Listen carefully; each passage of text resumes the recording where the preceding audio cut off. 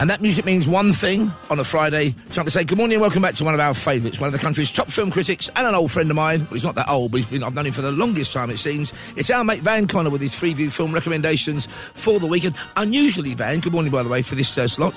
Half of our films are science fiction films this weekend.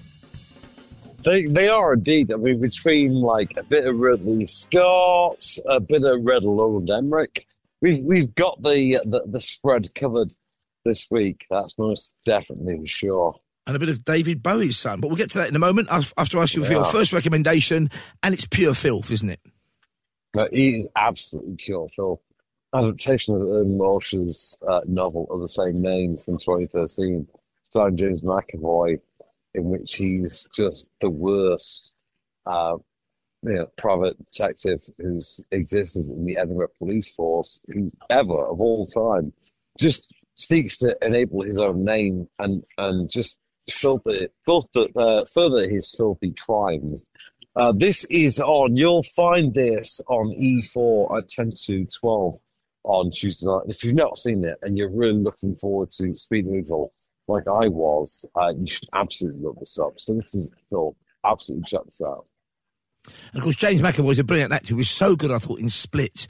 And years ago, he starred in a TV adaptation of the June sequels. I think it's called Children of June. He was great in that as well. So, great actor. That's Phil. Where can we see this one again? I think you've got a clip for us as well, Van, have you not? I think this is E4 to 12 on Friday night. Marvellous stuff. And what's the clip you've got for us? What have you selected to share with us? This is James McAvoy questioning his fellow officers' abilities to measure his activities. Here we go then. On E4, it's filth. How old are we? 16. ID? No, you don't. Please note, female is below the legal age of consent. Stephanie Donaldson. No relation to Conrad Donaldson QC by any chance, are we? Bingo. Imagine what your daddy would say. Please don't say anything. What's it worth, Stephanie? A gun? Can you imagine what his posh pals would say if they found out that his wee princess was riding all the low-life scum he gets paid fortunes for to keep out the neck? Do you want to do that to him?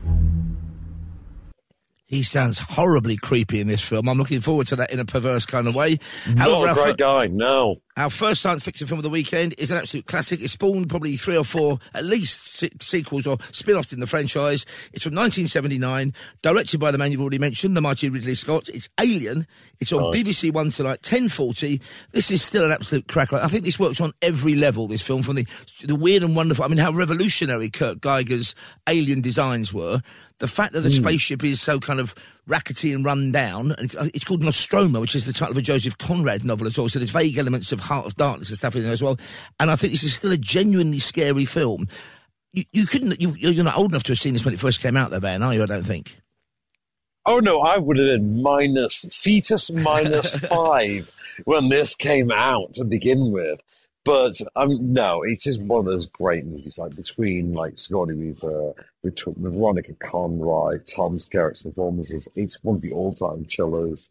I think Yefet Koto, Ridley Scott's direction, the way it's all put together, it's an all-timer, and I think something you never quite see rival until like most recently Romulus. Like even James Cameron, I don't think really that was a different film. That was a shoot film, wasn't it? Really. Whereas, because the fantastic thing about this film, I think, still is the Ian Holm character. He's a very underrated actor, never a star, but and he's brilliant in this film. And he turns up in Alien Romulus as well. I had an added scare when I saw this back in the day. Here's a true confession: I was working on a local paper. And I was meant to go and interview a councillor in mid-Devon and get on the bus. I bumped into him in my lunch break, in Exeter. So I interviewed him quickly then. I thought I've got the afternoon off. And I went and saw Alien on my own at the Exeter Odeon. It'd been about 3 or 4 weeks then. I genuinely was one of only 3 or 4 people in the cinema. And these were the days when they would sometimes break a film. The Alan Frank heyday, as I like to call it. Exactly. Afternoon screening. I'm in there with a couple of, other ne'er-do-wells. And they used to come round and sell ice creams and stuff. There'd be, the usherette would come out with a little tray. I'm sitting there on my own. Well, put yourself in this moment. Suddenly I get a tap on the shoulder. I jumped out of my skin and say, would you like a choc ice, love? No, I don't. Leave me alone. You frighten the life out of me. Here's a chunk of the trailer from Alien, 1979, the original, and I still think the best. It's on 10:40 tonight on BBC One. In space, no one can hear you scream.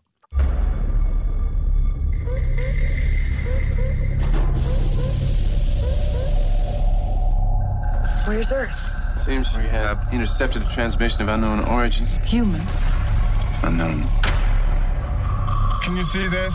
I've never seen anything like it.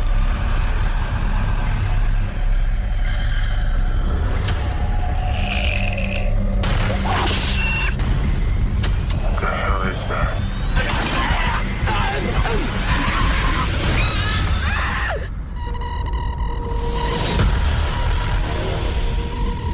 How do we kill it? You can't.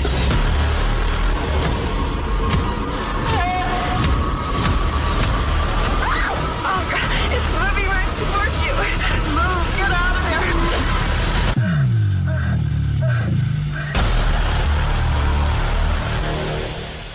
Gulp.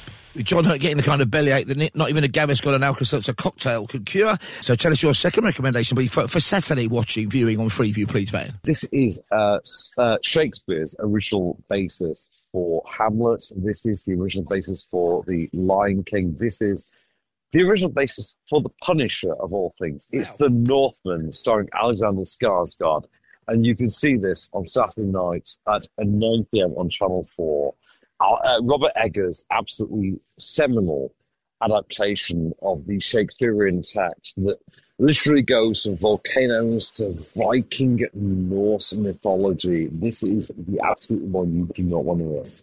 I've never even heard of this film, which is why it's always great having you on the programme. I can't wait to see this. Is Nicole Kidman in it as well? He is indeed. There's a bevy of an all-star cast. It goes, like I say, it goes full Lion King. It goes full The Circle of Life, but with the whole, I will avenge you, father. I will destroy your mother.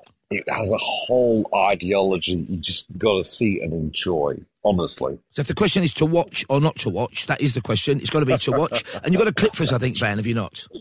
I haven't. I've got you, Alexander Skarsgård and Anya Taylor-Joy's farmhand efforts as they seek to determine why not just kill them? Why just learn their methodology? So enjoy. Like I said, this is The Northman on Saturday at 9 p.m. on Channel 4. Marvellous stuff. Here we go. Let's go north with The Northman. A Fjellner's touch will not linger on me when I leave this island. You marked him well. Now I've found the cold iron that will strike him down. When will you do it? When I must. For now I will haunt this farm like a hungry corpse returned from the grave. The only thing Samlet is long dead. Yes, but what of your mother? She will revel in Fjolnir's anguish. She only feigns her love to protect their child. Won't she wish? When I free her, I will bring the boy if I must. They've moved me back into the kitchen. If you can keep That plan will have to wait. Well, I'm looking forward to that. So I've not even heard of that one, so I'm really anticipating that one. That's tomorrow. My Saturday recommendation is a film, I think the second film directed by David Bowie's son, Duncan Jones. But he's a good director. He made, I think Moon was his first film with Sam Rockwell. This is called Source Code. Bigger budget. Oh, I love that. More high concept, certainly. It's a cracking science fiction action thriller. Jake Gyllenhaal is Captain Colter Stevens from the US Army. He constantly sent it via a loop into an 8-minute virtual recreation of a real-life terrorist atrocity, a train explosion. He's tasked with finding out the identity of the terrorist who bombed it to try and save lives further down the line. He keeps trying and failing and trying and failing. There's a parallel plot unfolding in the so-called, in inverted commas, real world. Did rather well at the box office this one. I think it cost around 30 million, made 150 million, and premiered back in 2011. This one you can see, my friends, on Great Movies tomorrow night, 9 o'clock. It's a good film, this, I think, isn't it? It's almost old-fashioned. It's such a high-concept film that it kind of carries the plot alone carries this film, I think. I think it works very, very well. It's very much a old-school concept plus star equals thriller romp. I think it works very well. Gyllenhaal is great in it. Brilliant stuff. And we've still got to get to Van Connor's science fiction recommendation. But here is my clip, the trailer from Source Code. Remember, 9 o'clock tomorrow night. Great movies. If you've not seen it, fill your boots. What would you do if you knew you had less than 8 minutes to live? Welcome back, Captain. At 7:48 this morning, Central Standard Time, a bomb exploded on a commuter train outside of Chicago, killing everyone on board. Who bombed the train? You are inside the source code. What is the source code? It's a computer program, Captain. Source code enables you to cross over into another man's identity in the last 8 minutes of his life. Sean, did I do something? Look, I can see that you think you know me, but I don't know who you are. If you find the bomber, his second attack, the real attack we think, can be prevented. You will have 8 minutes, same as last time.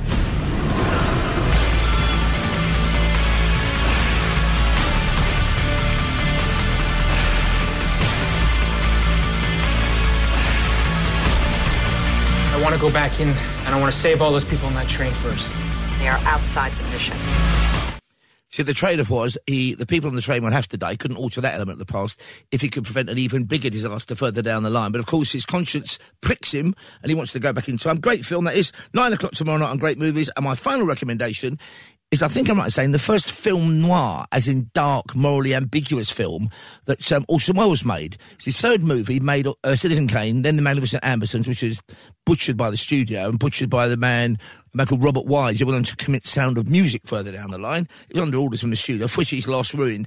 This film is a real curio for me because it was made in 1946, which is the year after the Second World War, but it concerns, very presciently, and Wells co-wrote this, the hunt for fugitive Nazis, people who destroyed their past records, or so they thought, and were trying to live a new life and maybe harboured ambitions to revive and resuscitate the degenerate evil that was fascism. And in this, Orson Welles is the stranger. He's come into this town, wormed and wheedled his way into the kind of elite of the town, and he's about to get married to a big, local bigwig's daughter when Edward G. Robinson turns up, who's a kind of special investigator. Great game of cat and mouse. Bowling Green, baby. Oh, and it's an absolutely fantastic cast. Loretta Young's in it as well. It's a very gradually awakening young woman. He's meant to be like the conscience of America.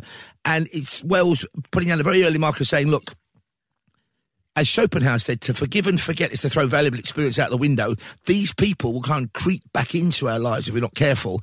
And it was around this time that he met Bertolt Brecht. Of course, she was the, anti-Nazi writer who went, I think, initially to America and went back to East Germany as a communist. And he'd been to see a play that was produced based on Jules Verne's Around the World in 80 Days. And I think he spoke to him about the seriousness of what might confront East Germany and Germany with kind of former Nazis. So this film is on... It's not really a hangover movie, so you might want to record it or download it. 9:25 Sunday morning, so it's 9:25 a.m. on Talking Pictures TV.